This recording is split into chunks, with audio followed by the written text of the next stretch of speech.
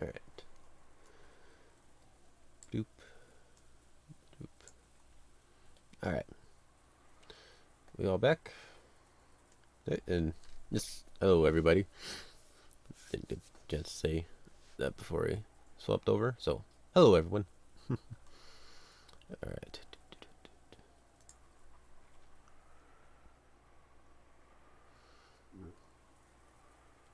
I think all set, and we're good for now, at least. Oh, and some good news before I forget. The antenna we ordered to test out our cellular reception on our old hotspots to see if we can actually get much better internet is in the city just on over and might be here by today or tomorrow or something.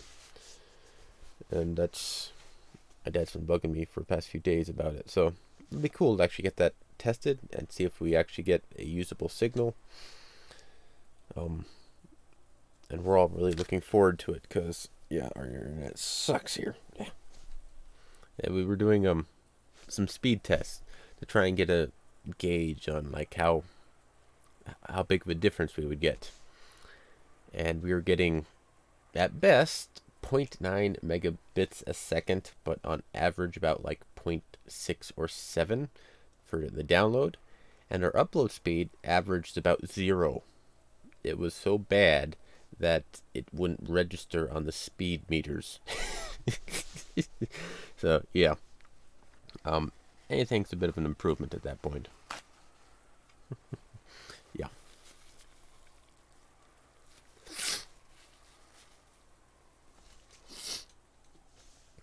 All right. A whole 0. Yep. We're sitting there and it's going 0. Welcome to satellite. Rounded up to 0. Yep, there we go. Big old honking 0. Even though, ironically, right now what I'm doing is uploading. And it would still give it 0 because it was such a delay and so far away. And yeah, I'm in Washington, and some of the sites automatically pick a site of where you are based off your internet, how your ping. It kept putting us in Kansas, which is in the middle of the country. I'm in the top left corner. They put me in the dead center of the country. Yeah. I've had like automatic sites based off your IP address place me in France. That was my favorite one. It's like, I am not in France. You are just a little bit off. Anywho, we'll get back into Umineko now. We last left off, my pen, huh? Apparently I forgot to put my pen away. With a very climactic, intellectual raping of Erica, or something. I actually really hate that term. I'm not going to use it.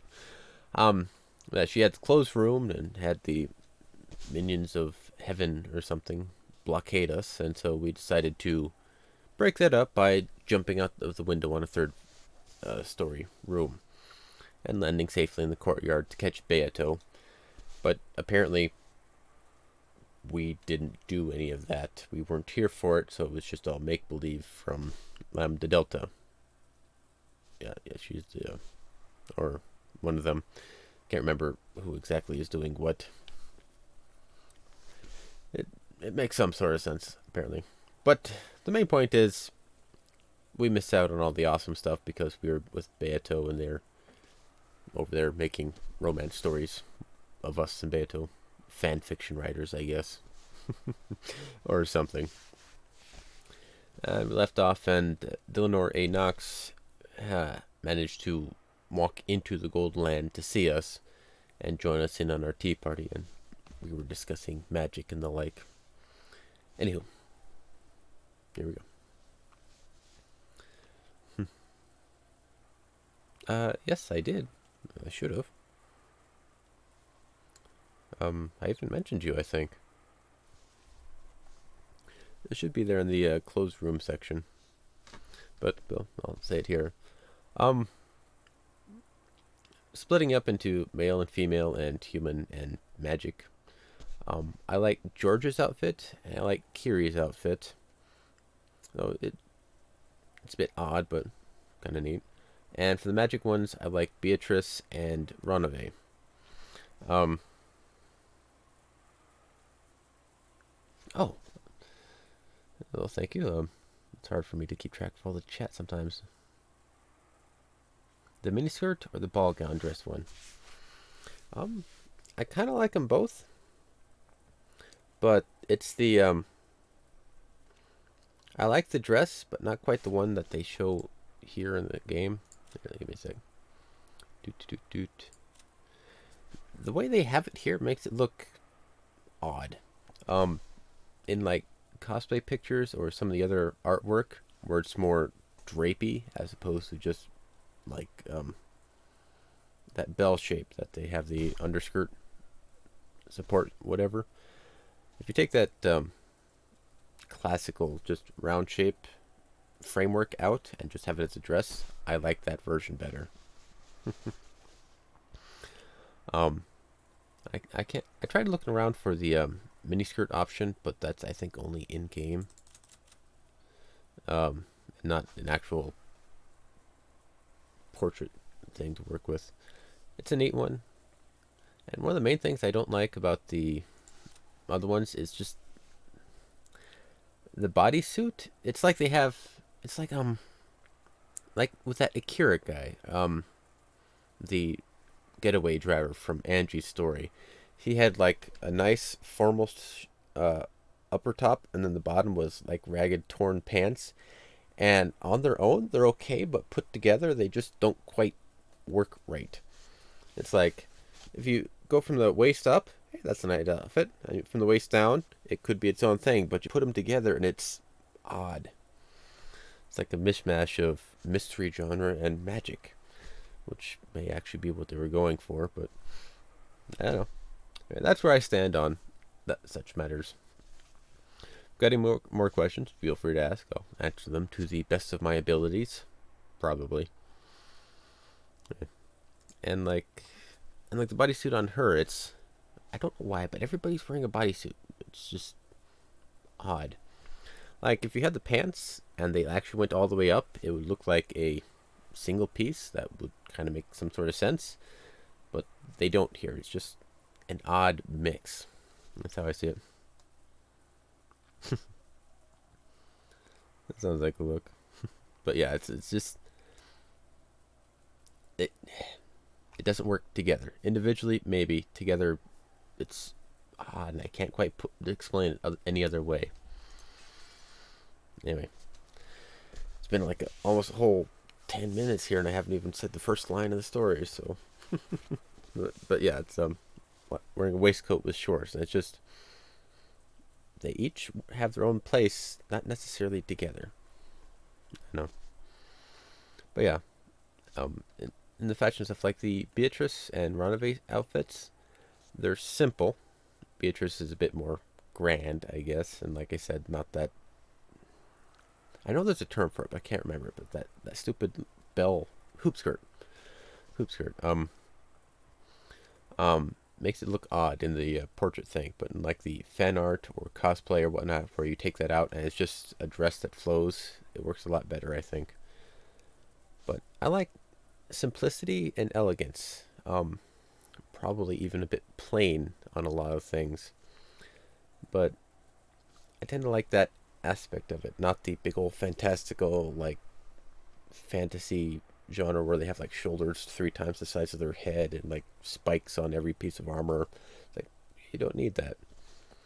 In like some games I play where you can like customize your armor, get swap out the look for something else.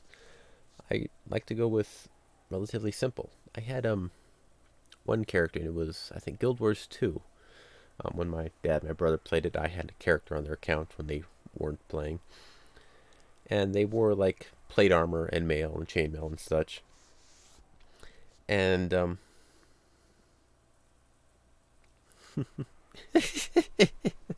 of them look like kind of a dork. Yeah, just a bit.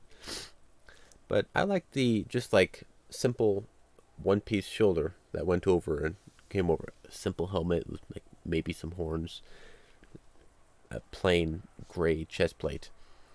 But it was actually really, really hard for me to find anything that looked like that, because after a certain point you get like twisted, gnarly wooden shoulder pads or a helmet with a dragon sticks out the side and all this crazy stuff. It's like, no, I just want the simple stuff. It was a challenge. Well, the simple answer to that is get two clear eye patches. That would be like modern and old style, and would kind of defeat the entire purpose of it. Now I'm picturing like just some guy with two like plastic clear iPads, just sitting there. Look, man, look how cool I am. No, you're kind of a dork. Anywho, it is getting ready time for sorry, we gotta keep going. This is a very long story, and it's gonna take me a long time to finish. I'm still in first episode of the second half. After what? Oh, actually, I think.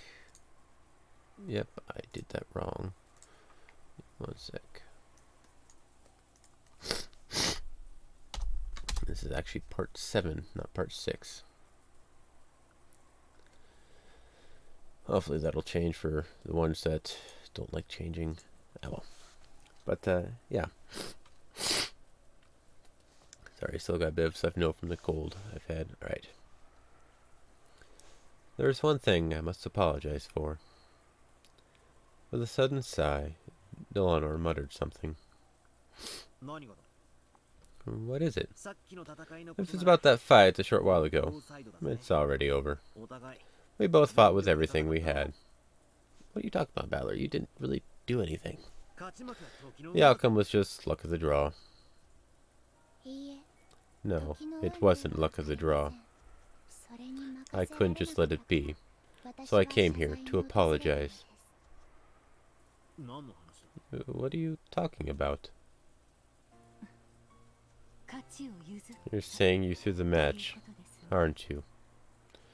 Regalia spoke softly, without hesitating in her knitting. That is correct. Mr. Battler. That Mister's really awkward. Just Battler works fine. Battler. I apologize. We did not give it everything we had. I know. Kinzo is dead at the starting time for all games. Beto has already spoken that truth. In that battle, Battler-kun could only have achieved a draw at best. He most certainly had no chance at all of winning. Well, ain't that just grand?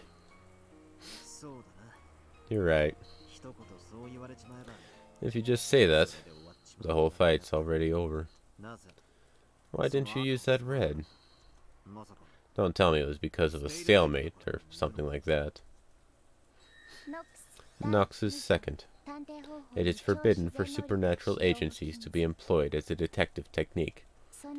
We cannot use that red truth directly. However, I gave Cornelia, who was protecting the window, the red truth that the window was never opened after it started raining.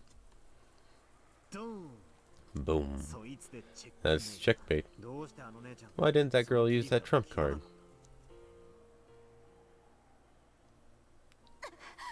Because it couldn't be verified? This is... Allow me to speak. There's no way to defeat my red. Know that your wish will not be granted. Though she had fought calmly up until that point, she quickly got flustered when I dashed forwards. I had thought she'd been frightened by my sudden attack, but the truth was different. Even though she held a trump card that could completely repel me, she suddenly became unable to use it, and hesitated. I don't understand. All of a sudden, in that instant, use of that trump card became forbidden. Once we lost that, your victory was guaranteed. The Game Master, Lady Lambda Delta, probably interfered. Bastard. So in the end, that whole fight was a farce in the palm of Lambda Delta's hand. She made us play out that entire act according to her script. Yep, I do not like it. However, since you told me to fight with everything I had no choice but to let you know. Please, forgive me. Still, even though you lost your trump card, you kept on fighting all out with your remaining cards. I don't believe anyone can find fault with what you did. That's right. On the contrary, you should be mad at Lambda Delta for butting in. Kinzo doesn't exist should already be an established fact. Lady Lambda Delta and Lady Burncastle should know this well. And yet, they are both leaving room for Kinzo to exist as they continue in this game. It's almost as though the two are conspiring to prevent Kinzo's existence from being denied. In other words, they intentionally let grandfather escape? Yes. They must be after something. That is a bit odd. Lady Lambda Delta and Lady Burncastle should always be in opposition, unless the witch side is in a superior position. It's hard to imagine that those two are conspiring together at a time like this. Well, we just had Peace Battler fight to prove that Beatrice could exist by jumping out a window. Not particularly hard of a stretch. I can't help but think that they have some sort of wicked goal. I came here because I wanted you to know that. So, you came all the way here to tell us something like that? Yes. Which means that my business here is finished. I think I will leave now. The game will probably resume shortly. I must aid Erika during the rest of this game.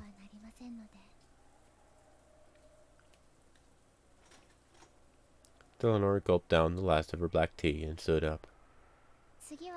Next is the Battle of the Second Twilight. At that point, I will once again raise my merciless longsword. So I ask the same of you, Battler. Show no mercy towards me. I understand. If I went easy on you, I'd have my own head smashed in. On the game board, I am nothing more than Lady Burncastle's piece and Furuto Erika's subordinate. In the future, we will probably stand across from each other as opponents many times. However, my heart is always neutral. No, please forget that. Such has no meaning considering the relationship between the two of us. It does. There's no doubt you're a fearsome opponent. But you don't piss me off anymore. Though that Erika totally pisses me off. Good. Furuto Erika also pisses me off.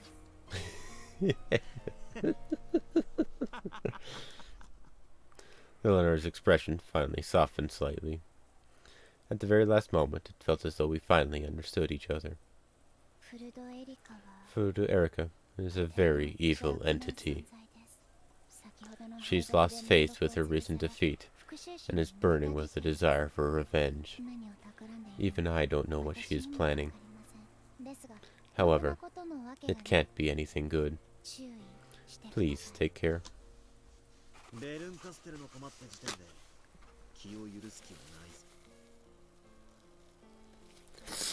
Just knowing she's Burncastle's piece tells me I can't let my guard down.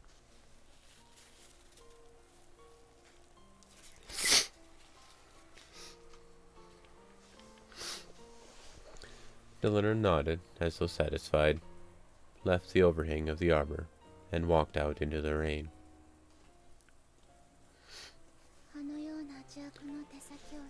To think I'd serve as a subordinate to such evil. Why was I called to this world? Eleanor let out a small sigh. Pieces can do nothing except fulfill the function they have been given. and that function is given to them by the one who controls them. She probably can't disobey her own player, Burncastle. Lady Burncastle may be the one who called you here. However, the one who let you into this world is Beato. If this child didn't wish it, you would never have been able to make it through the garden maze and arrive here. Right, Beato?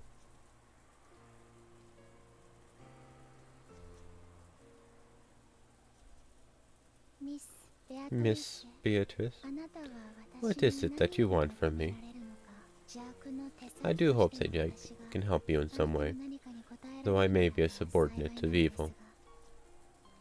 She spoke to Beato, but of course there was no response. After bowing once more in thanks for the black tea, Eleanor disappeared off into the rainy rose garden.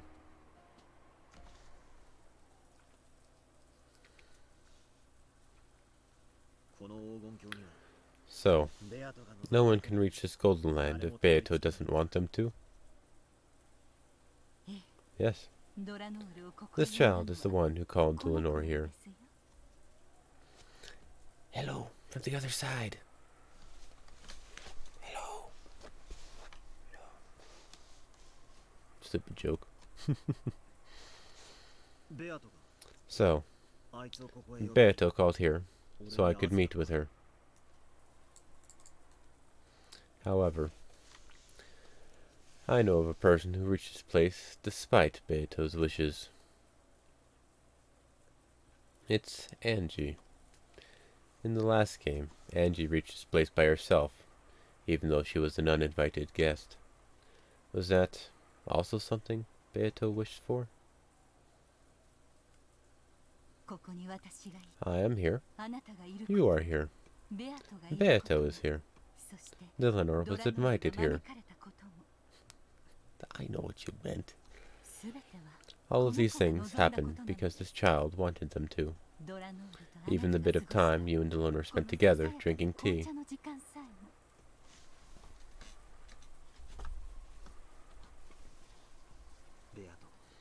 Beato.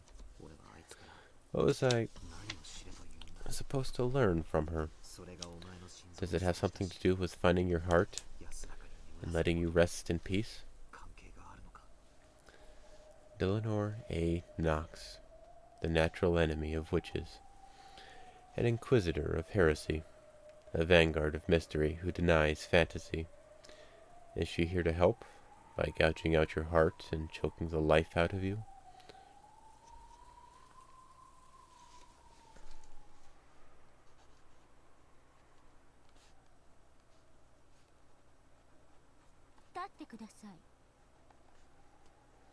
Please stand. On one leg.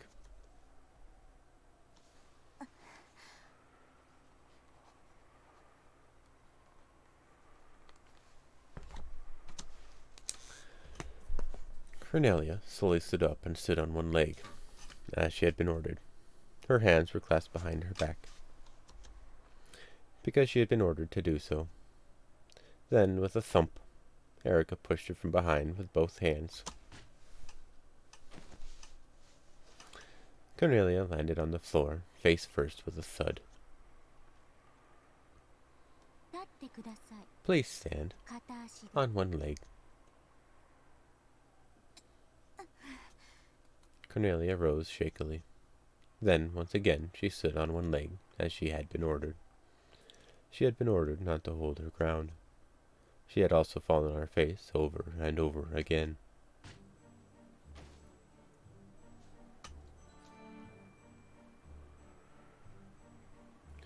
She had barely managed to protect her nose, but after smashing against the floor so many times, her face was bright red.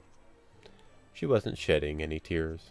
No, she couldn't shed them, because she was forbidden to even do that. Please stand. On one leg.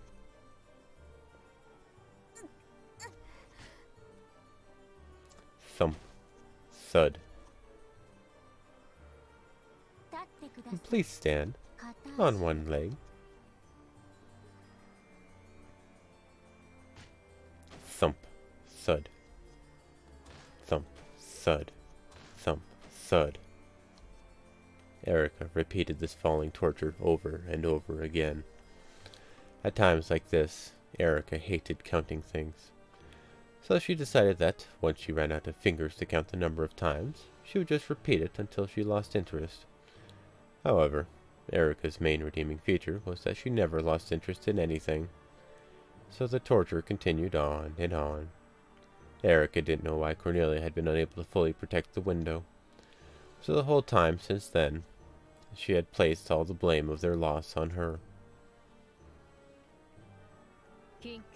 Please, allow me to speak. Forgive Cornelia. She has already repented enough. Oh, is that true? Then please, take your place from now on. Gertrude has done nothing wrong. Gertrude, please stand. On one leg. Clasp your hands behind you. Gertrude followed the order, and clasped her hands behind her back, standing on one leg. You mustn't resist or hold your ground. You are not permitted to bend your knees. You are not permitted to shed any tears. Got it? As you wish. Gertrude. Erica made a show of walking behind Gertrude. She even enjoyed making her wonder when she'd push. At that time, Gertrude and Cornelia burst with a bright light and disappeared, because Dillonor, who must have returned at some point, had sent them back to the heavens for the time being. Erica, who'd had her fun spoiled, gave Dillonor an openly malicious look.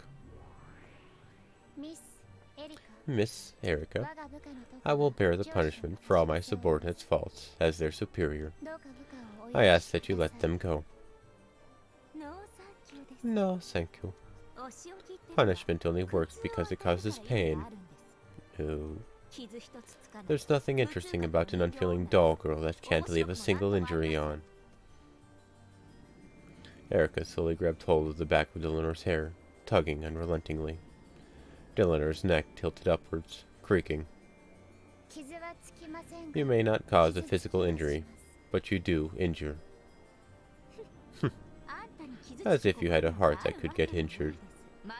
You lowly witch-hunting murder doll.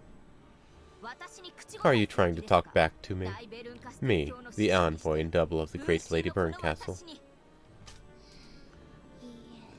No. I got scolded by Lady Burncastle because you guys are useless. Never fail so lamely again. Understand? The hair she had grabbed was stretched back as far as it would go, along with more creaking. This didn't cause Dillonor any physical pain, but she could clearly feel Erica's ill will. My apologies. Forgive me. Filth. With a sound like a bowstring being cut, several of Dillionor's hairs were pulled out.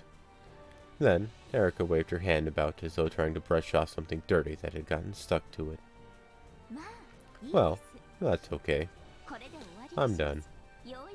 My anger's finally settled down, and my little gray cells are tingling again. Please call those two useless people back and reconstruct this crime scene. Let's start the reasoning game. Understood. Gertrude, Cornelia.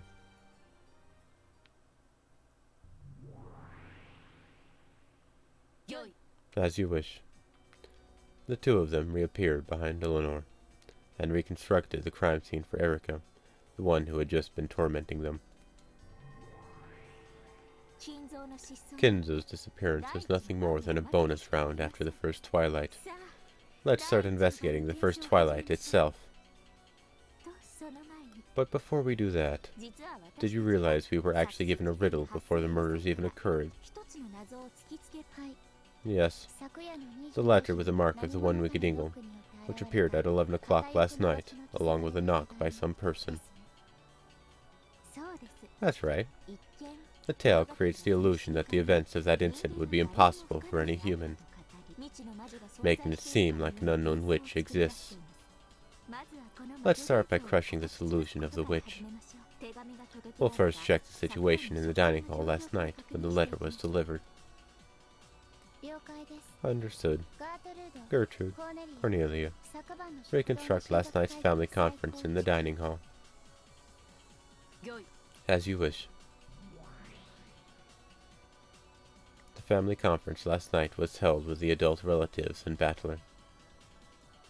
And partway through, the servants had arrived to serve tea. Let's check everyone's location at the instant the letter arrived. How did that go again? Please, allow me to speak. Before the family conference, Erika, George, Jessica, Maria, Nanjo, Goda, Kumasawa left the mansion and moved to the guest house.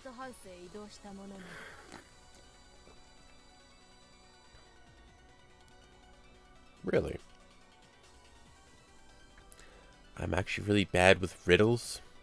Puzzles that have like a logistical answer I have a bit more give with, but riddles, no. But that don't mean I'm not going to give it a shot. Alright, actually if that's the case, I'm going to write this down. Nope. Sorry about that. Just so I can have a bit of a... Erika, George, Jessica, Maria, Nanjo, Goda, and Kumasawa left the mansion and moved to the guest house.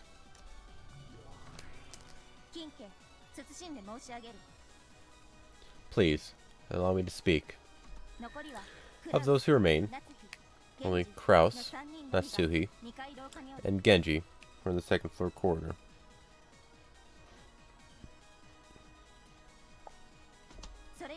While all others were in the dining hall.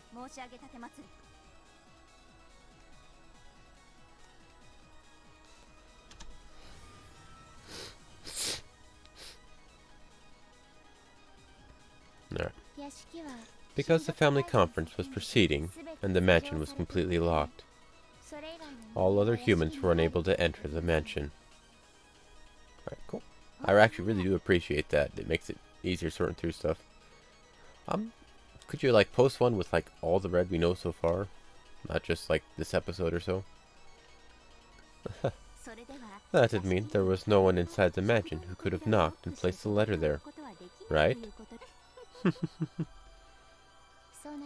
Yes. The witch side will probably claim that the one who did this was the witch who wrote the letter, Beatrice. Ridiculous. A stupid trick. There's no guarantee that the letter was placed there at exactly 11 o'clock. It's only sensible to consider that it might have been placed there earlier.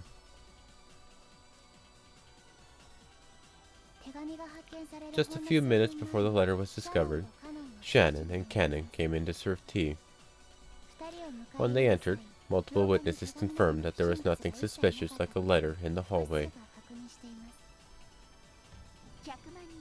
Maybe one of those not in the parlor, Kraus, Natsuhi, or Genji, simply saw their chance right after that and placed the letter there.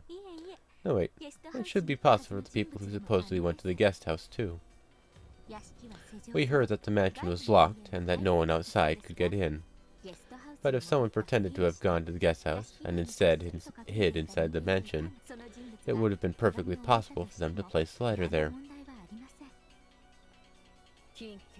Allow me to speak. Blue truth, valid. In that case, the problem is the knock. Unlike the letter, someone would have to exist there at the instant of the knock. I see. So this is the so-called proof that a person who shouldn't be there, a witch, existed. This is just so ridiculous. They think I, Fudo Erika, would surrender to something like that.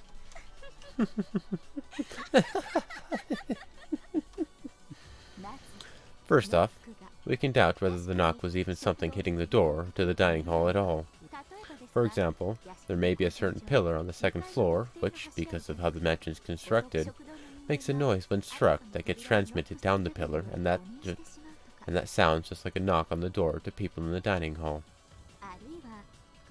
Or they could have misheard some random sound to be a knock, and they all misconstrued it in the same way. Or they recorded sound of a knock could have been stealthily replayed from a tape, which might have been carefully set up to go off at exactly that time. Either way, I can think of many ways to make them hear a knock, even if no one was on the other side of the door. How is that, my master? How is my reasoning? That's what she says. So what do you think? Well, it looks like your cute piece gave it her all thinking up these blue truths. So I guess I'll be nice and give out a few reds. I think she might have actually been partly on the answer. One thing I noticed about this story, a lot of guesses are correct in a different scenario. Or at least could be applied correctly in a different scenario. Like one is like, how did this one make sense? Like episode 1 or 2, where it's Hideyoshi and Eva are killed in the room. How did that one make sense? No one could unlock the door. Well, they were hiding inside, and then they got out when everyone got in, or something of that nature. That wasn't what they thought then, but it was what they were thinking for like when Kinzu was hiding in his study. It overlapped. That's something I've picked up and tried to place. Okay. I guess I'll start with the letter. We have both the knock made when the bell of the large clock rang out, 11, and the letter sitting there in an envelope bearing the one-winged eagle crest when the door was opened. It's so obvious to suspect that the people who weren't in the parlor secretly placed the letter there, right? Kraus, Natsuhi, and Genji did not touch that letter. Alright. Oh-ho. Then, when Shannon and Cannon came in to serve tea, who was the last human to enter the dining hall? Let's say it was Cannon. Wouldn't it be easy if Cannon, the last person in, secretly dropped the letter there when he closed the door? Not a single person in the dining hall. No, there's a simpler way to say it. Among all those inside the mansion, at 11 o'clock, not a single person placed that letter in the corridor.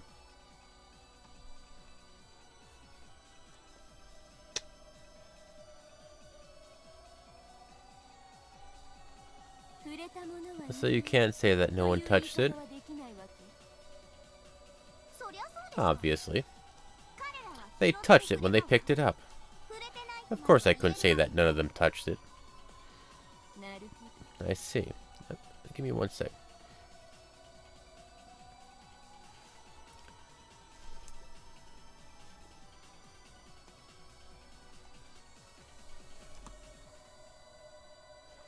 I see. Let's interpret it this way. Someone who existed outside of the mansion at 11 placed the letter somewhere other than the hallway beforehand. Then, it was moved by some means and ended up placed in the hallway.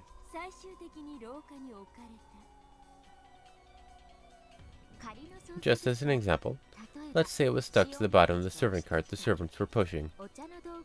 It is simply glued there in a way that would make it come unstuck after a certain amount of time. When it eventually fell off, it became the letter left behind by a witch who shouldn't have existed. In other words, this is a classic trick, where the true sender gives themselves an alibi by making the letter appear at a different time. Allow me to speak. Blue truth, valid.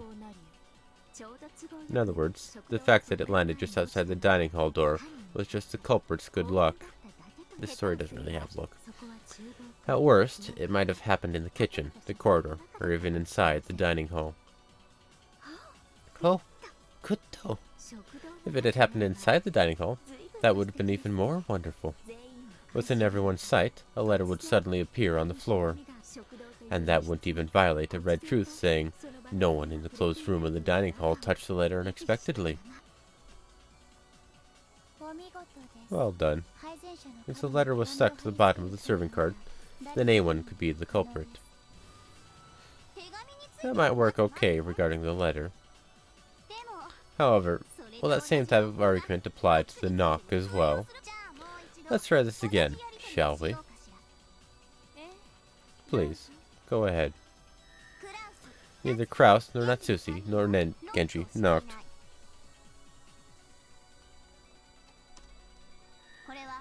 This isn't the limited meaning of them knocking on the door, okay? It means they didn't use a pillar to transmit the sound, or push the play button on a cassette tape they'd recorded to create that knock sound by any means. Of course, this applies to direct, indirect, intentional, coincidental, and unintentional means. This wedge has already been knocked in, but I'll repeat it. Maybe someone other than Kraus, Natsuhi, or Genji made that knock, or else a sound that could be misidentified as a knock.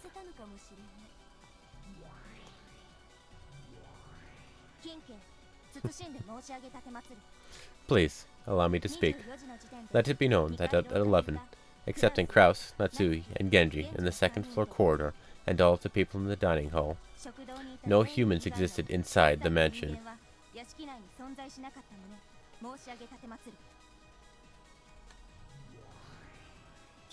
Please allow me to speak. Let it be known that in addition to Kraus, Natsuhi, and Genji, none of those in the dining hall knocked on that door. In this sense, knock includes all direct, indirect, intentional, unintentional, and coincidental events that could create a knocking sound. A direct knock refers to someone literally hitting a door to make a knocking sound.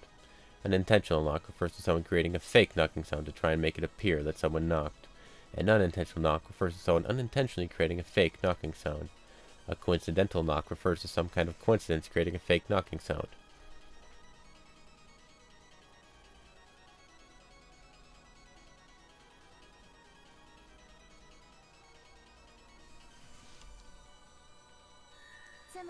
In short, this means it was impossible for any character within the mansion to be the source of a knocking sound, and any character refers even to unobserved people that no one has noticed. Anyone who is in the mansion would also include any unknown person X who had snuck into the mansion. Therefore, it literally meant it was impossible for anyone inside the mansion to knock, with no wordplay allowed. I see. No matter how much I toy with it, it's impossible for anyone to except those in the guest house group to create the knocking sound, right? Like me, for example. What if I, Furudo Erika, recorded a knocking sound on a cassette tape and used some kind of secret contraption to start it playing at exactly 11 o'clock? Of course, I wasn't in the mansion at 11 o'clock. There aren't any problems with this, are there? No problems. However, though the knock did serve as a way of informing them about the letter on the other side of the door, I do not think it would have worked if the letter had fallen elsewhere. If the trick in Erika's theory about the letter being stuck to the serving cart was accurate, then the location that the letter fell was a matter of luck. Because it had fortunately fallen near the door, the people in the dining hall noticed it due to the knock. However, if the location it fell was a matter of chance, it might have landed off in the far-off kitchen or remained stuck even after they entered. If that had happened, the knock would have been ignored as though they just imagined it. In other words, the knock by itself wouldn't transmit any message at all. It only made it appear as though someone had been there because it was paired with the letter. In that case, the random location the letter fell to off the bottom of the serving cart couldn't be connected with the knock.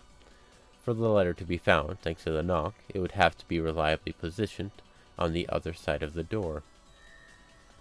However, it was announced in red that no one in the mansion placed the letter in the hallway. I'll reword that read about placing it in the corridor a bit. Reword. No one in the mansion placed the letter in the hallway. This includes doing so by all concepts such as directly, indirectly, intentionally, coincidentally, and unintentionally. For example, let's say there was a device on the serving cart that drops the letter when it stops moving.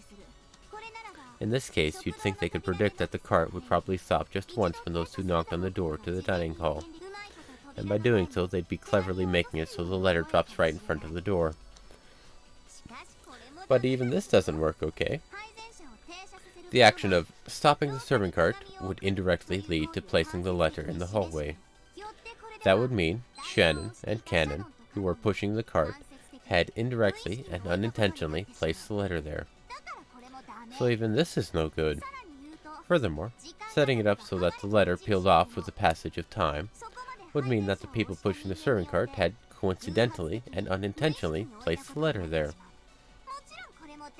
Of course, this is also no good. Repeat it. At 11 o'clock, only Erika, George, Jessica, Maria, Najo, Koda, and Kumasawa existed outside the mansion. What if someone in the dining hall didn't exist in the mansion right at 11? For example, what if they slipped out a window just before? With this wordplay, it might be possible to get around the red truth. Repeat it? Even though I'm nice enough to give you all this bread for free, aren't you being a bit greedy? I'm not an idiot like Beato, so I won't go around saying everything my opponent tells me to repeat.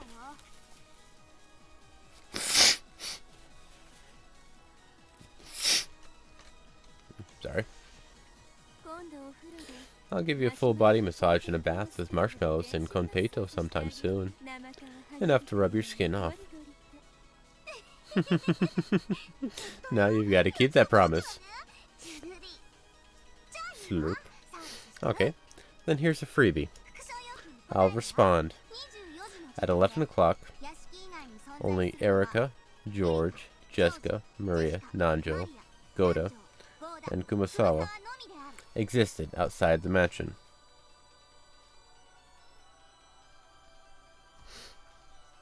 In other words, no matter how much they struggled, those 8 people, including Erika, could not have existed inside the mansion, much less in front of the door. And at the same time, no matter how much they struggled, those inside the mansion could not have existed outside the mansion. In that case, the letter might have been stuck to the ceiling of the hallway instead of the serving cart. The ceiling of the hallway is surprisingly high, so if you just stuck it there out in the open, maybe no one would notice it.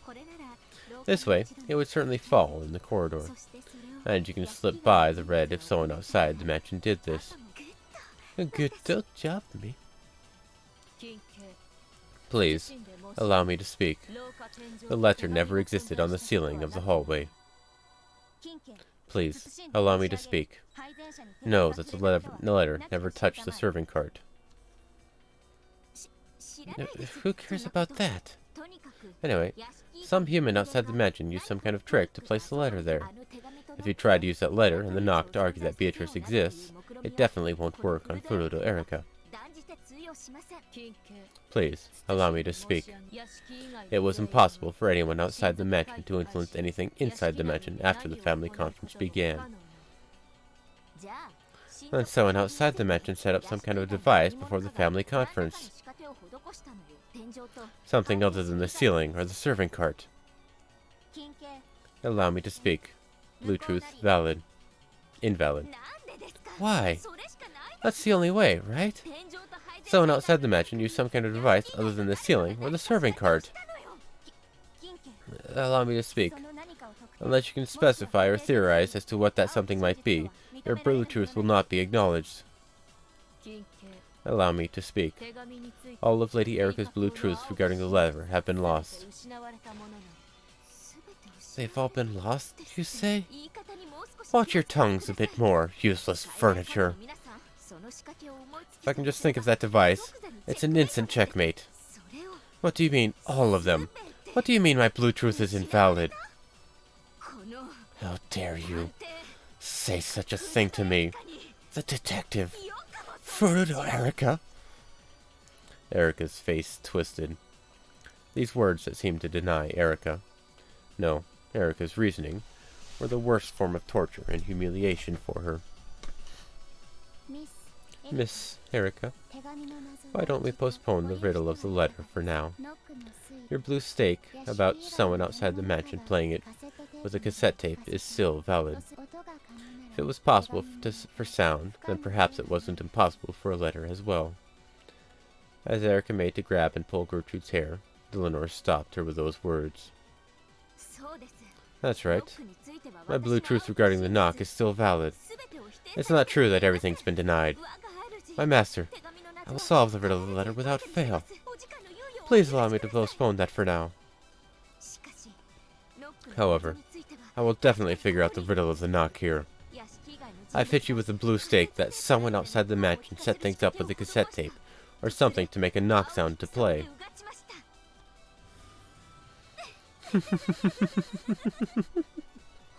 You really are a cute kid. Piece of Burns. Lots of spunk. Anyway, Erica's yelling that you forgive her because she solved one of the two riddles, even though she resigned on the other. So, will you forgive her? Sure.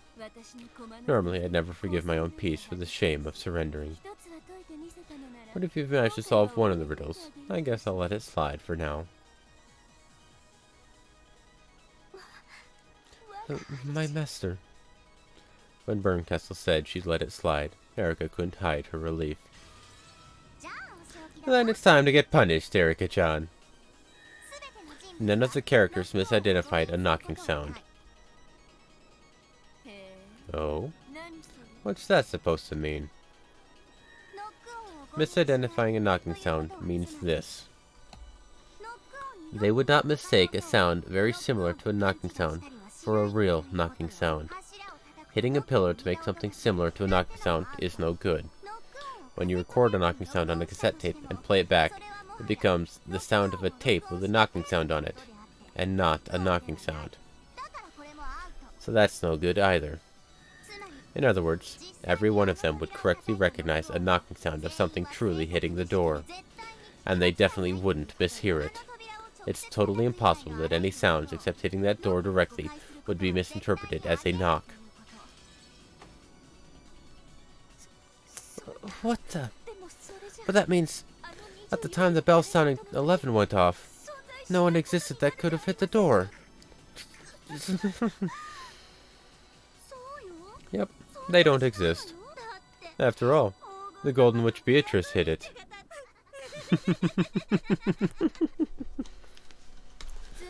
So, in other words, there's no way to make it work unless you actually hit the door. So what about this? There was some kind of device that could knock on the door.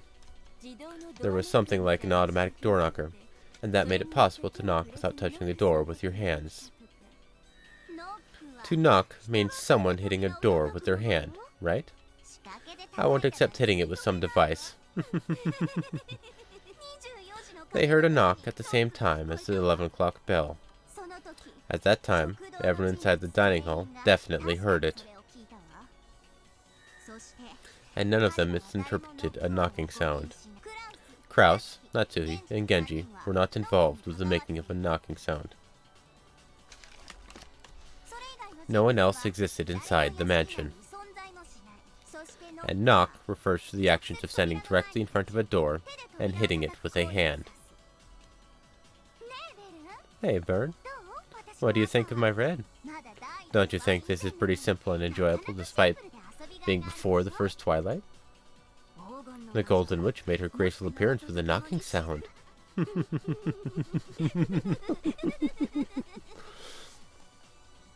Give me a sec.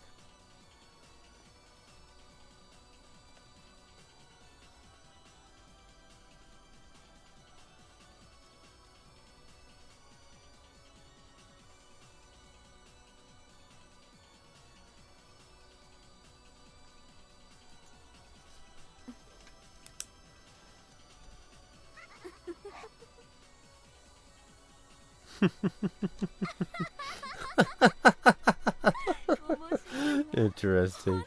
This really is riveting, Lambda. Wouldn't have it any other way. Yes. How amusing.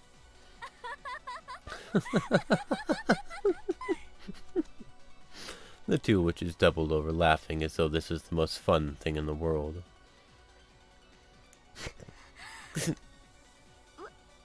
My master, don't worry.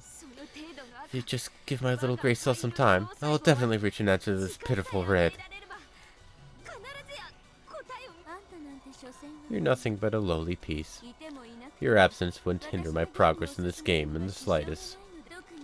If you can't think of any theories in particular, please just go back to the piece tray and gather dust or something. Useless pieces are painful even to remember. After all, Burn's pretty forgetful. If you don't try a little harder, Burn's gonna forget you, okay? You'll collect dust in that forgotten piece tray, awaiting your turn that'll never come. I imagine that to be pretty harsh, don't you think? Don't worry, Lady Lambda Delta, and my master. I promise that I'll keep you entertained and never let you down again. No, you probably will, knowing them. Oh, how reassuring. I guess you're my double after all. And make sure you really are giving it your all, in more ways than one. If you don't make an impact, I might forget all about you. As the two witches giggled, they continued discussing the letter and the knock. There was no room for Erica to step in. If she contented herself with that, she would literally have no place to go, and would be buried in an eternal oblivion. Erica endured this with a hideous expression, looking with shame at the back of the master who ignored her.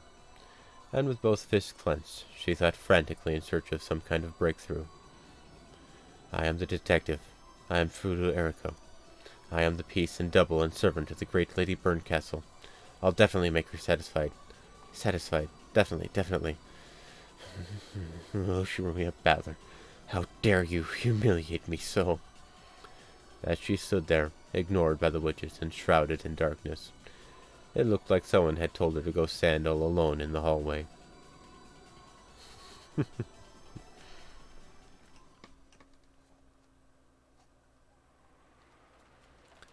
I think the key word there is hand.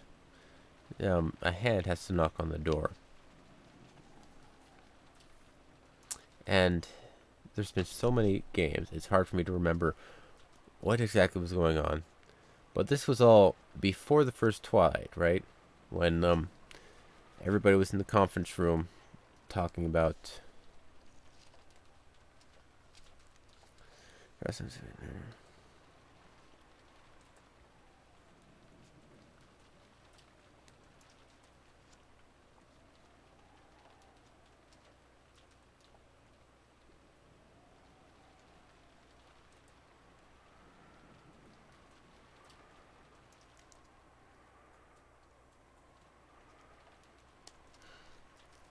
Oh, I noticed something else. That is pretty twisted. I noticed something else that is pretty twisted, but I'm not going to say it, because... So it kind of all does make sense. Well, partly.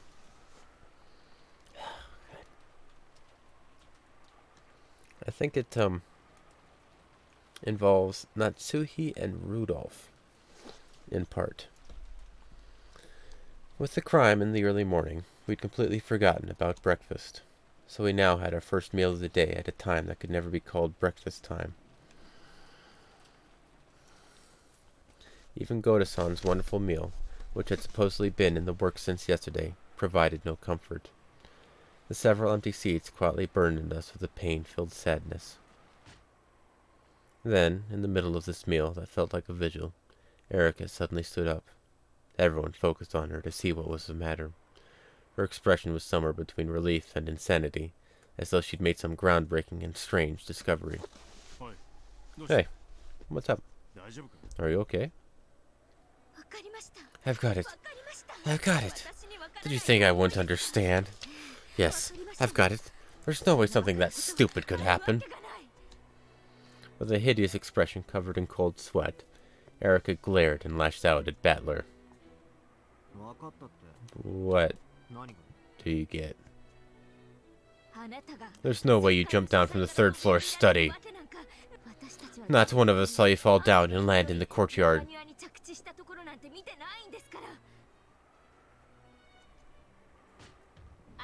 When you set up the ladder from the courtyard and saw Rudolph-san go up it in the third-story window, you closely observed the construction of the outer wall, and realized that by cleverly using a rain gutter, it might be possible to go down to the courtyard from the third-floor window. You didn't jump down. You used a rain gutter or something and clumsily wiggled down the outer wall. What do you think of my blue truth? Come on, what's your counter-argument? My counter-argument? You don't have a counter-argument? Then my truth is valid, right? Hey, did you see that? Trying to look cool and making it look like you jumped down was all an illusion. You just jumped out and latched onto a rain gutter. My argument then was about whether it was possible for Grandfather to escape from the study, right? And it was possible for Grandfather to escape through the window. All I did was prove that. Whether I jumped down or crawled down, that doesn't change anything, does it? Don't try to change the subject. A mere human can't jump down from the 3rd floor. Did you see that? Did you see that? What do you think of my reasoning, my master? Are you tired or something? Just calm down and eat some food.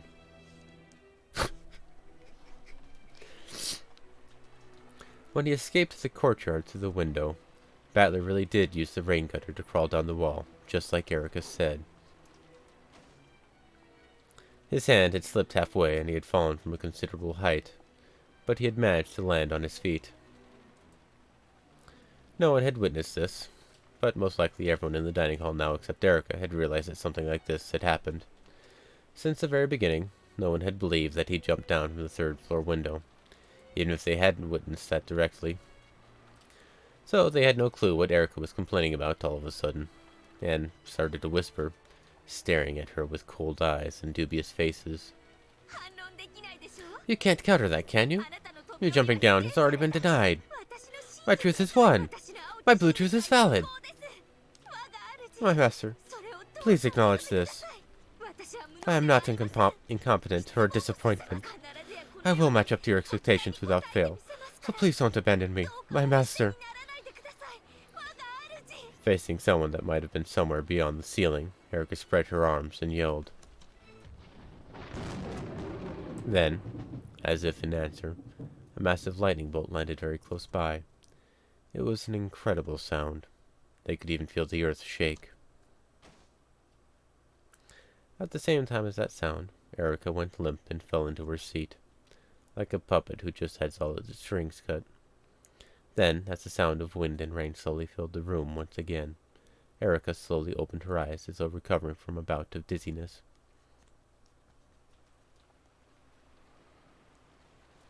Then, she continued eating in silence as though nothing had happened, as if she had been acting normally the whole time. Didn't Erica just stand up suddenly and yell something strange at someone? Automatically, enough to make one doubt their eyes, Erica continued eating quietly, as though everything was perfectly normal. When they saw how ordinary she looked, everyone convinced themselves that they were totally worn out, and that they must have just seen some illusion of Erica suddenly yelling. So Erica's sudden transfiguration of a few seconds ago was treated as a daydream, and faded out of everyone's memories. Erica quietly poked at her salad and muttered in a voice no one could hear. Thank you very much, great Lady Burncastle. I am food of Erica. I am my master's piece and her double. I will most certainly present you with an incredible tale.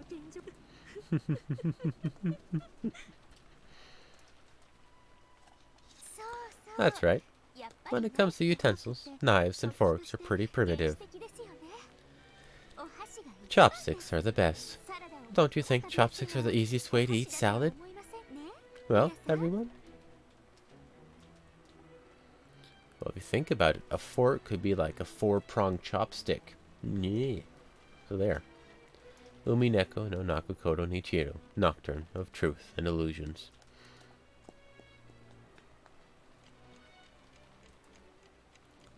Yes.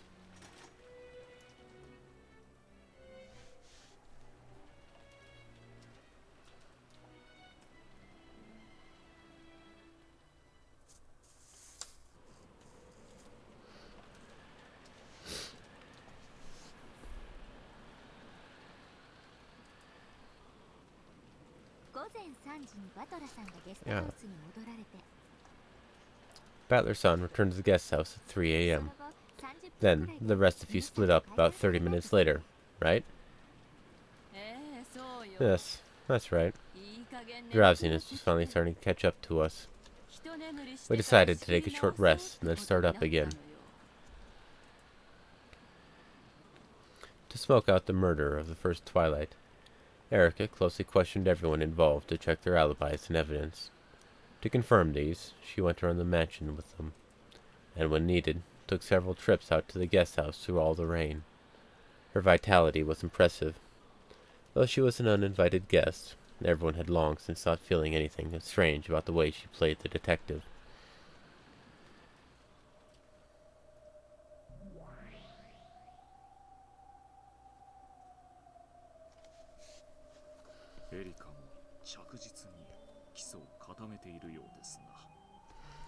Yeah, it's just, sir, the more I think about it, the more I think my theory works. It's not entirely whole, but it is definitely messed up and kind of fits. And especially with all that red, I noticed something.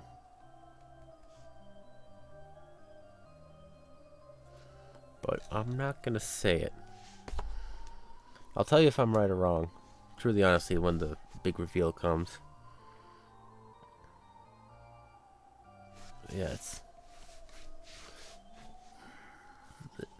I think the big thing is, this story can only happen because it's Burncastle and Lambda Delta playing the game. It wouldn't happen with a Battler and Beatrice game. I think. Maybe. I don't know. It's twisted. It seems Erica is also steadily building her foundation. It's useless. Whether alibis exist or not, she can't deny our existence. Kinzo escaped through the window and is now one with the mists of Rakanjima. She most certainly won't be able to capture or deny him. When all is said and done, perhaps you could say he's escaped to the underside of the chessboard. In that case, maybe it would be appropriate to say he's been stowed away. Come to think of it, about those corpses from the first twilight. They've been stowed away too, right? Yes. They've been put away in my darkness, which lies between this world and the next. And that Detective Wannabe won't be able to find them? Of course she won't. It'd definitely be impossible for a human. Want to check? Just in case. And we also need to re-examine what Lady Burncastle's goals will be from now on. If you know your enemy, you need not fear the outcome of 100 battles. If you know the truth, you can win 100 battles without fighting. My. Gap opened up a large hole in the sky and had swallowed all of them up. She invited Beato and Ranave to the gap between worlds where she had hidden the corpses. That place was nowhere in this world, and existed at no time of this world. In other words, it truly and literally was a place not of this world. In this place, questions such as, where is this, and what time is it, have no meaning. Every single place led to here, but no place could be reached from here. Furthermore, all times connected to this place, but no time could be passed to from here. In short, this place was just what they said it was, the underside of the chessboard. No, perhaps it would be most appropriate to call this the captured pile, where pieces that have left the game go. Then, to the pitch-black world. Sun Tzu quotes, huh?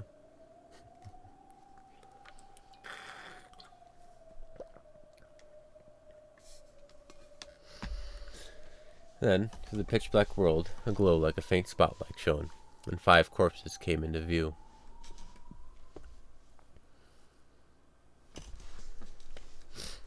The 5 pitiful corpses, with their necks sliced open, had been arranged neatly.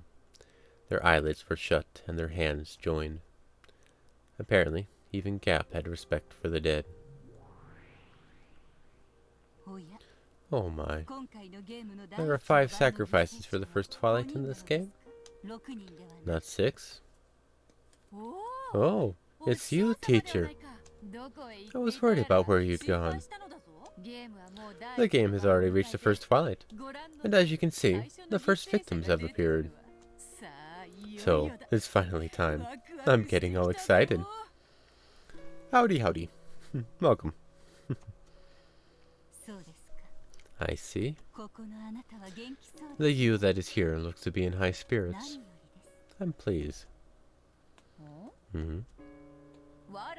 I've got high spirits and a captivating body. Add in my charming disposition, and you've got my only strong points.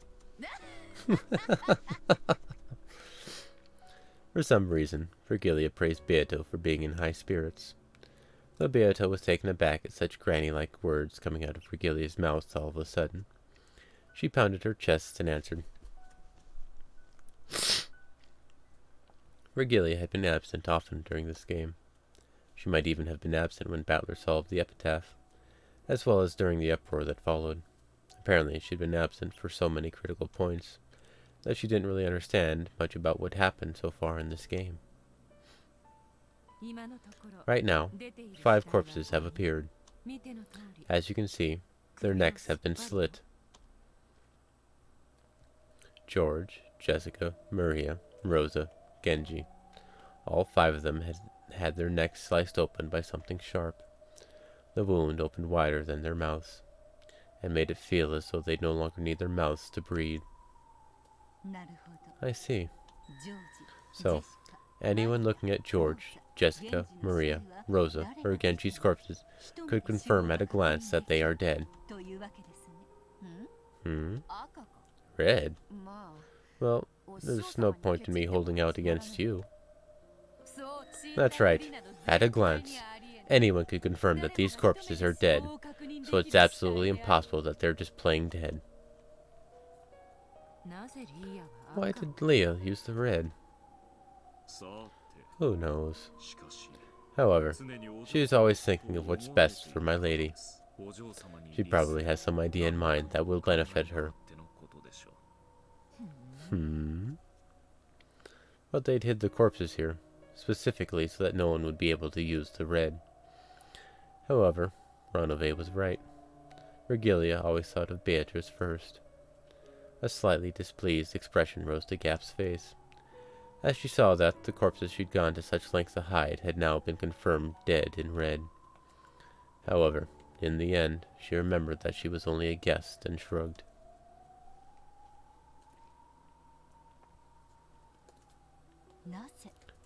Why did you have Gap hide the corpses?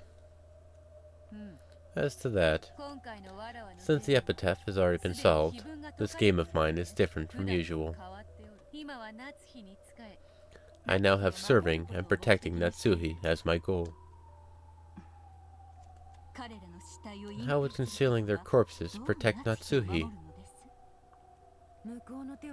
We've more or less figured out what our opponent's moves will be. This is probably a trap meant to corner Natsuhi. Most likely, they'll sort through alibis to the first twilight, and find them for everyone except her. Last night, Natsuhi-sama was the first to leave the family conference, and then rested alone in her room. Unfortunately, she has no alibi whatsoever until the next morning. We've already made Kinzo's existence impossible to deny. However, there is a single move remaining to our enemy that might cancel that out. I see. So, we'll corner Natsuhi and make her confess that Kinzo doesn't exist. Indeed. The enemy is probably after something like that. By watching the movements of the pieces involved with the family conference, we quickly realized that Natsuhi was isolated. Noticed that trap of theirs, and countered with this move. The corpses disappear. Everyone has alibis, and no one exists who could have moved them. Not only does this support the claim that a witch exists, it also throws doubt on whether there were actually corpses in the first place, just barely allowing Natsuhi to escape being a suspect. In other words, it's possible for Natsuhi-sama to claim that the sacrifices of the first twilight were only playing dead. You mean, even though many people confirmed their deaths without fail in the cousin room? Mere confirmation of facts doesn't even approach the red truth. No matter how much everyone claims to have truly witnessed their deaths, the red truth doesn't exist in the human world. Because the corpses don't exist, Natsuhi can discount their words as a mistake, some sort of trick, or she can say they were all lying. And it's possible for her to do this over and over to buy time for herself. In the human world, which lacks the red truth, perpetual check is a valid move.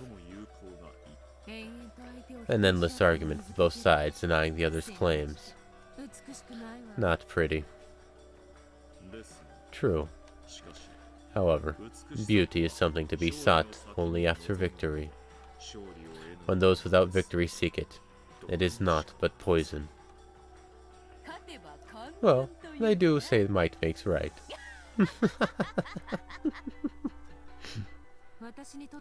And even if I don't think it's beautiful, those Voyager witches will probably like it and say it isn't boring. I see.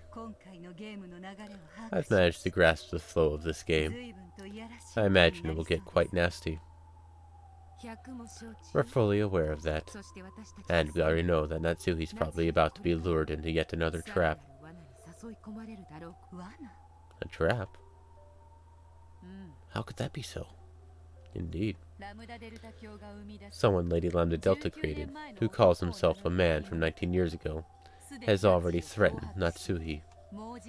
She was ordered to go into a closet in a certain guest room in a few minutes, at 1 p.m., and hide there. Kraus was taken hostage, so Natsuhi can't resist. I see. How relentless. Can you protect her? Of course. After all, Natsuhi isn't the culprit. No matter how much she's treated as the culprit, both the truth and phantoms are on our side. There's no way we'll lose.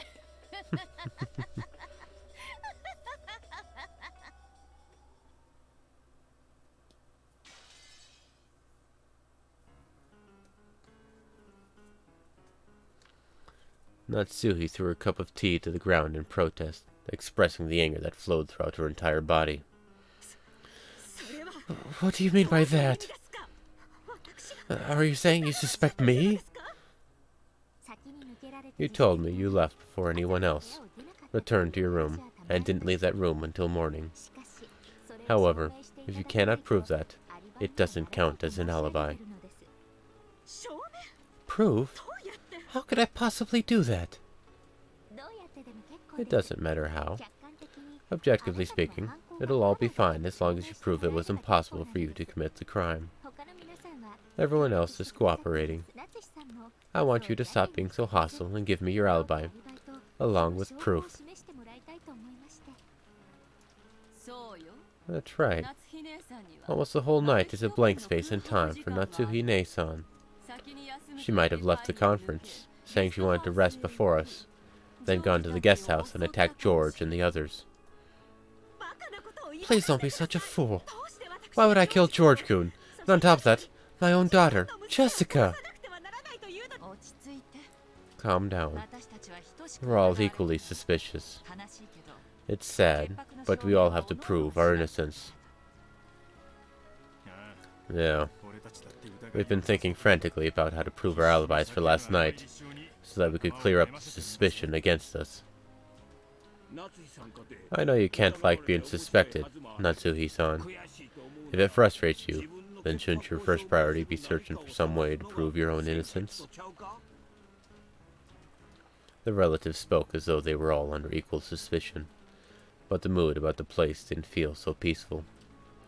Erika was still in the middle of confirming all of the facts, but except for Natsuhi, who was uncooperative when it came to proving alibis, everyone else had an alibi that was reasonably credible. Only Natsuhi, who claimed that even being suspected was an insult, was uncooperative with Erika, and her position began to grow more and more perilous. This parlor was no longer a piece of comfort for Natsuhi, and the sound of the cup smashing had made that decisive. That's ridiculous. Why must I be suspected when I've lost a daughter? You're maliciously trying to make me look like the culprit, just because I went to bed early last night. I cannot stand this humiliation any further. Oh? So what are you going to do about it? Show us some kind of alibi that proves your innocence. As if you could. Give me George back, murderer! Stop it, Eva. Natsui-san, you're probably a bit tired too. Same goes for us, of course. Why don't we take it easy for now? Seriously. We're a little too high-strung. Natsuhi, where are you going? Searching for the alibis or the culprit would be truly laughable at this point. When the typhoon passes and the police come, everything will be exposed to the light of day. There's no reason whatsoever for us to play at being detectives. Am I wrong, Erika-san? Generally speaking, you're right. However, I do have the authority to do this. Who gave her that authority? No one asked. It was an authority given by words of power from a higher world. So, the pieces weren't even allowed to doubt it. Just go with it. I'm leaving. I have no intention of going along with your pointless questioning before the police come. If you suspect me, feel free to do so. I'm counting on the police to clear away that suspicion. It may be a bit late to mention this, but then again, I guess this happens every time anyway. As usual, the phone couldn't connect to the police. Natsuhi said the police would be coming, but that wasn't exactly true. Strictly speaking, the boat would come tomorrow, and they would use the radio on the boat to contact the police. Well, it's not like I'll let everyone live that long anyway.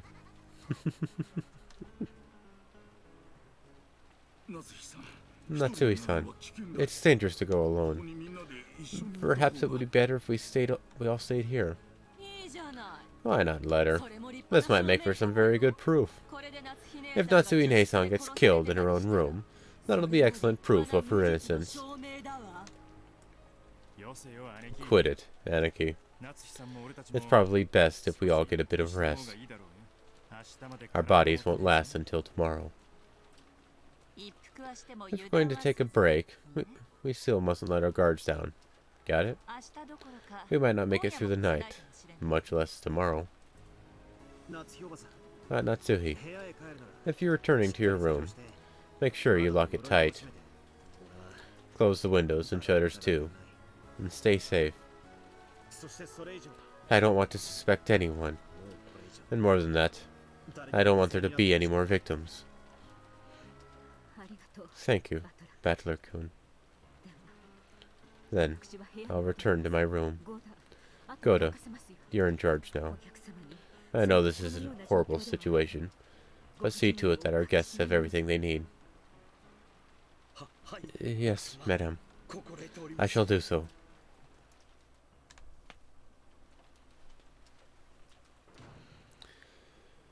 With everyone watching her, Natsuhi left the parlor.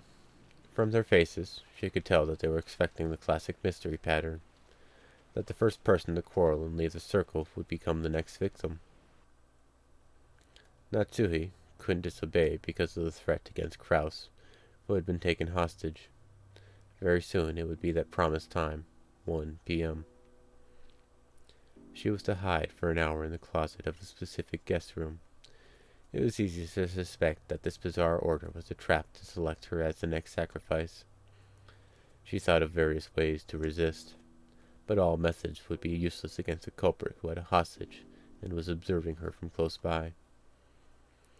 So Natsuhi could do nothing but obediently follow that order, and then claim that she'd been forced to do this for her husband's safety. When the promised time had drawn near, Natsuhi had intentionally acted annoyed and smashed the cup on the ground to give her an excuse for slipping out of the parlor. At any rate, no matter how cowardly a trap it may be, I cannot disobey now. I am now the one who carries the burden of the one-winged eagle. Now that my husband Kraus has been captured, I must protect it even if I have to crawl through the mud. Of course, I am prepared to do so. I am Ushimiya Natsuhi, even if I am not permitted to bear the one-winged eagle on my clothes. Father gave me permission to bear it in my heart.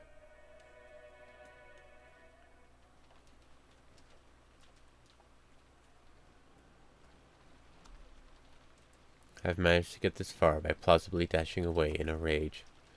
So far, everything has gone well. Before my eyes was the doorknob of the specified guest room. However, I wonder if it's locked. The servants are normally ordered to lock any unused rooms. What will I do if it's locked? I dashed away from the others, pretending I was returning to my room. Popping back and asking a servant to lock this guest room would be obviously suspicious. If I can, I'd like to get this eerie hide-and-seek over with without anyone noticing.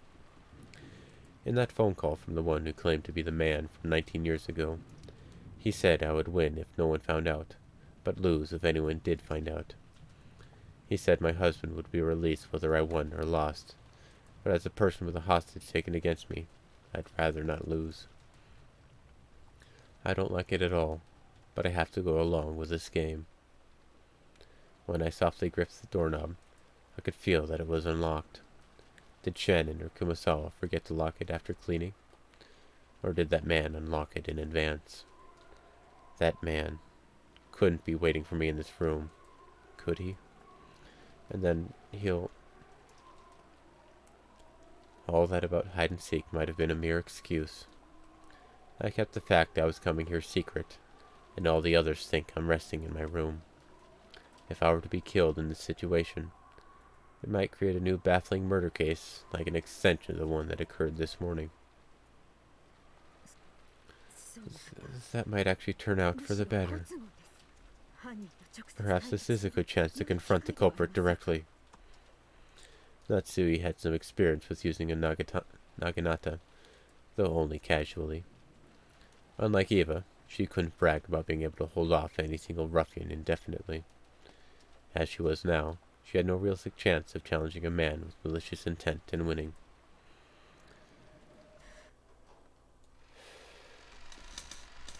It's empty. She readied herself, and slowly opened the door, or filled with something we don't want to see. She just couldn't stand around in the corridor and risk being seen by someone. Nope, it's empty. The atmosphere inside the guest room was frigid, and she could sense no trace of anyone waiting impatiently for her. All she could hear were the unsettling sounds of the wind and rain. At first, this seemed to prove there was no one here to threaten her, but soon it only made an uneasy feeling rise up inside her, even more strongly than before. The closet was just off to the side of anyone entering the room. Lined up inside it was a set of hangers for coats. This closet, which had nothing hanging in it, was large enough for even an adult to hide in. She softly opened the closet. Of course, there was nothing inside. She would have to hide quietly in here for an hour. The room had a wooden floor, but something like a carpet had been laid in the closet. It seemed sitting down wouldn't be a problem. She had been sure someone would be waiting for her in this room, or that a strange letter would be lying in the closet. In the worst case, she had even imagined that her husband's corpse might be inside there. However, none of these things she imagined turned out to be true. The only thing there was a cold guest room, and a lifeless closet that silently urged her to enter. And he told me to hide in here for an hour. He's mocking me.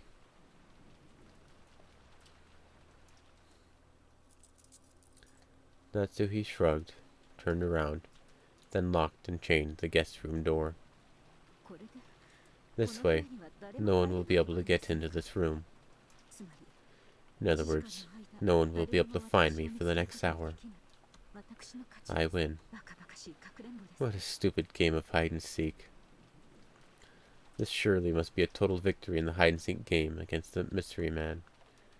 However, it was such an easy victory, it made her feel uneasy. Normally, this would be against the rules of hide and seek. Even if she had one, would this displease the culprit? And now, everyone thought she had returned to her room. If they found a room with a chain set, that would make it an impossible closed room to them. Erica has dashed to the mansion to confirm alibis or something. If she noticed that the chain was set on this room, there would probably be an uproar that would end in them cutting the chain and searching the room. If that happened, Natsuhi would be found hiding in the closet right away. It would be easy to honestly confess as to why she'd been hiding. However, that man had insisted that she not reveal that. If she did talk, she might endanger her husband. Thinking of it that way, setting the chain, no, even the lock might be a bad idea. That's right. This room was unlocked when I came here. If it were to suddenly become locked, it's conceivable that it might catch someone's attention. It's better if I don't do anything unnecessary. That man only told me to hide.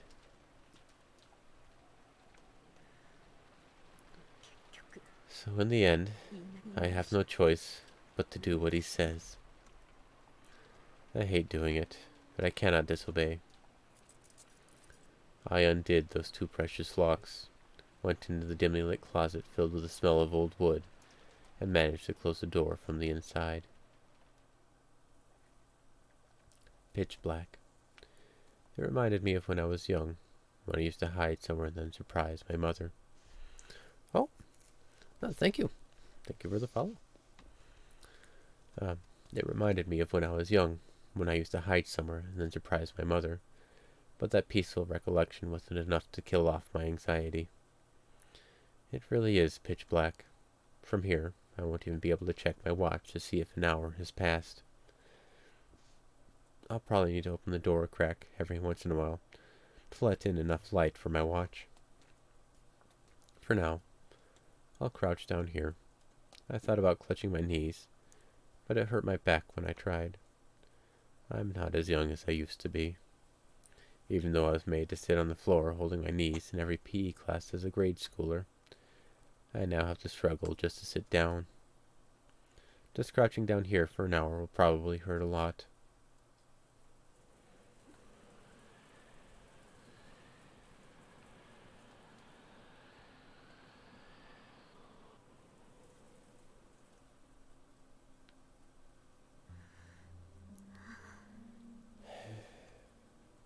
I can't believe I'll be hiding in the darkness for a full hour, with nothing to hear except the wind and rain.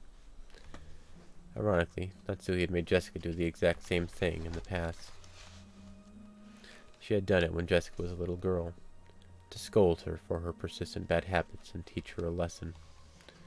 She thought that making Jessica stay put in the darkness would sprout a desire to reflect on her mistakes, and that this way she would understand what she had done wrong. It almost feels like I'm being made to do the same thing, if that's the true purpose of this hide and seek. How naive of me. This must be my naivety, the hope that if their goal is to make me repent, nothing will happen here during this hour. Uncertainty and fear of that man's shadow are not what I need right now. Will someone suddenly come to this room, open this closet, and do something horrible to me now that I've come here in total secrecy as promised? That's what I should be worrying about. The culprit, or one of his accomplices, is very close by. If they weren't, they wouldn't be able to observe me so thoroughly. I don't want to think it, but it's highly likely that the culprit brought off one of the servants. The culprit hid an eerie card with autumn written on it in my room. My personal room is always locked. That trick wouldn't have been possible without a key. Instead of believing that they obtained the key when the servants weren't looking, it's much more realistic to assume that one of the servants lent the culprit a hand. But How did they know that autumn is my favorite season? How unsettling. The thought that this mystery man might be peeking into my heart sent goosebumps running across my whole body. It's true that I like autumn, but I've never said it out loud. I don't think anyone ever heard me say it. If I asked even my husband what my favorite season is, he would probably be stumped for an answer. No. Just once, I told it to a single person. That's right. Shannon. On an autumn day, long ago, I happened to be in a good mood, and I mentioned that autumn was my favorite of the 4 seasons. So, the culprit, or one of their accomplices, has to be Shannon. The fact that I like autumn can only be known by Shannon. In that case, this is clear proof that Shannon is involved. That card with autumn on it is proof. Outrageous. Even though she served the family for 10 years. I trembled and shook with rage. Didn't Kinzo once say that anger is the fastest sedative to cure fear and uncertainty? It's easy to tell the most fearful humans from within a crowd. They're always the first to get angry. I remember him telling me that. So I realized that this anger was a sign that I was actually frightened, and I tried my best to remain calm. However, this is a vital clue for turning things around. Shannon may not be reliable as a servant, but if she's an accomplice used by that mystery man, this might actually be convenient. A weak-willed girl. If I threaten her, she'll probably spill the name of the mastermind in an instant. I'll secretly tell the police about this. It might become a big clue towards arresting the culprit. That card was probably meant to shock me and get me to do what he says, but he's actually dug his own grave. I never told anyone except Shannon that I like autumn. This is unshakable proof that she's working with the culprit. Though I once thought this time the closet would crush me with uncertainty and uneasiness, it's actually given me the start of a counterattack. If I wasn't given this time in the darkness, I probably wouldn't have noticed this. I'm almost grateful to the culprit for making up this foolish game. My mood brightened. I still can't guarantee that my husband is safe, but I'll definitely get him back and force the culprit to face judgment. I clenched my fist tightly, and further strengthened my resolve to avoid losing this fight at any cost. Rattle, rattle. At that time, I heard the sudden sound of someone trying to force the locked door open, and my heart leapt. No, it was unlocked. The voice was Hideyoshi's. I heard that quiet voice, as though he was talking to himself, coming from what was probably the hallway. Apparently, he had thought it was locked and tried to unlock it, but had ended up locking the unlocked door instead. Once again, there was the sound of the lock turning, and now the door opened with a faint sound. Why, is Hideyoshi-san in this room? Footsteps that sounded like his came in, and there was the sound of him closing and locking the door behind him. Then came what seemed to be the sound of him setting the chain. Don't tell me, Hideyoshi-san is the mastermind? Or else an accomplice? Is he planning to do something to me in this room? It would take some time to unlock the door from the side, much less remove the chain. If Hideyoshi-san doesn't intend to let me escape from here, he won't give me enough time to undo the chain. In that case, if he opens the closet door and sees me crouching here pathetically, just what kind of fearsome words will he say? I don't want to be found. I don't want to be found. I beg you, pass right by the closet door. Please keep going into the center of the room. My head was so filled with the throbbing sound that it felt like it was about to explode, and I almost misheard hearing his noisy footsteps. So when I heard a clunking sound coming from the center of the room, I finally realized that he'd passed by the closet, and was deeply relieved.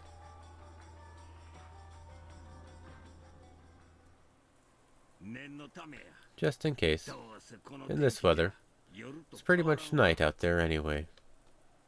As he whispered, he did something that made a clunking sound. He was probably closing the shutters on the windows. just in case? In case I try to escape out the window? No, that can't be it. That's right. When I left the parlor, everyone was talking about possibly taking a break. After all, several murders have occurred, and the weather's bad.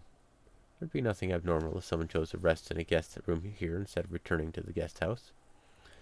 In that case, locking up and closing the shutters to guarantee safety is the proper course of action to take. When he finished closing the shutters, there was a thunk, as though he'd flopped over on the bed. It was surprising how much of the situation could be grasped just by the sound. What's going on here? Did the man from 19 years ago plan all this out to put me in the same room as Hideyoshi-san? No, that probably isn't true. He probably planned on me hiding here. But Hideyoshi-san coming to take a rest here must have been outside the scope of his plan. Thinking about it that way, having him in the room might be odd, but it also might guarantee my own safety. Unlike his wife, Hideyoshi-san is the kind of person I can talk to. If Eva-san comes, things will probably get complicated. Maybe I should slip out of this closet now while he's still alone. Reveal everything to just him and ask for help. But if I do that, my husband might be killed. Until my husband is released, I shouldn't do anything rash. Should I go out and talk, or hide in here? Moaning from my headache and biting my lower lip, I resisted the urge to crawl out of here.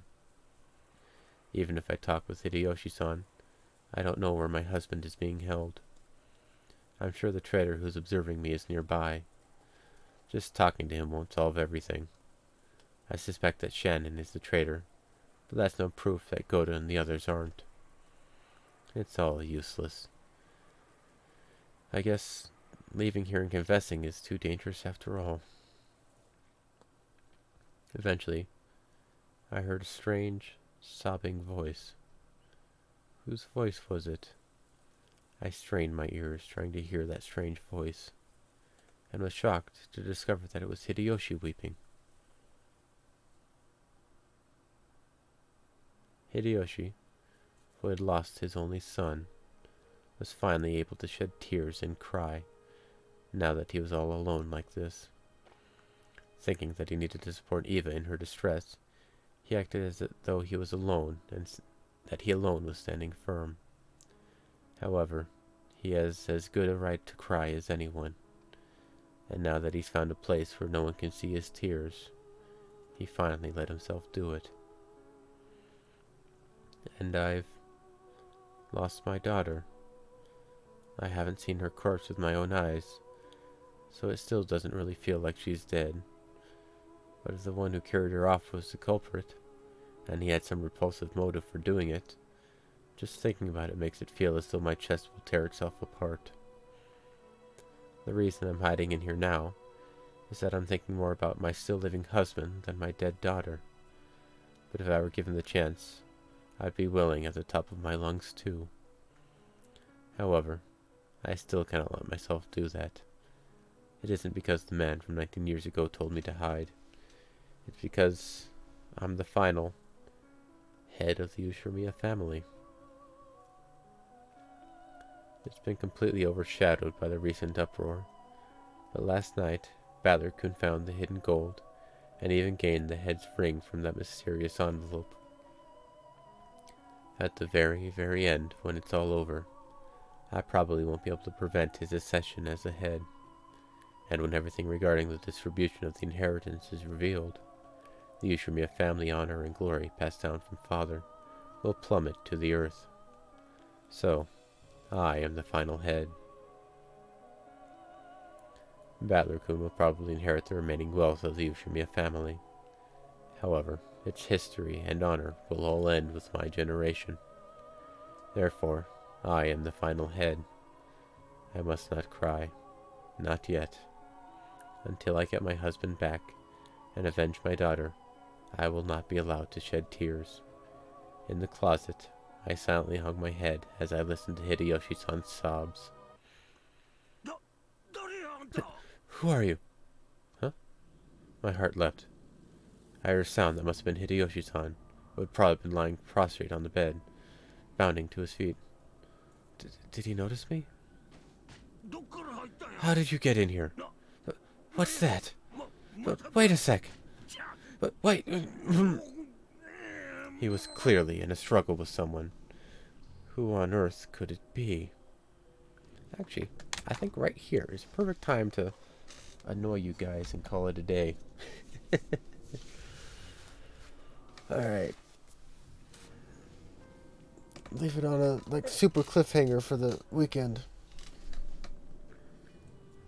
And the more and more that the story goes on, the more and more I'm certain that my thought process is correct. Which is actually kind of rare. Generally, it's just, maybe this works. Nope. I think this, I got it. I'll even write it down. And date it. But yeah, that'll be it for today. And today's Friday, right? Yeah. So next one will be up on Sunday for Lazy Sunday thread with more Hunter x Hunter and the like. And maybe some other stuff as well.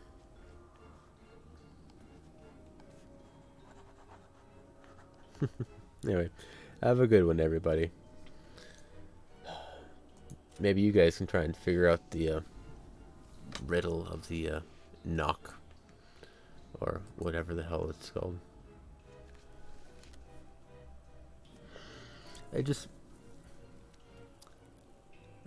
It's the riddle of the knock, or the letter, and they keep quoting Knox's guidelines for mysteries. So it's a pun. It's a fucking pun. Oh, that. I'll leave you guys be. Have a good one, everybody. Hope you enjoyed it.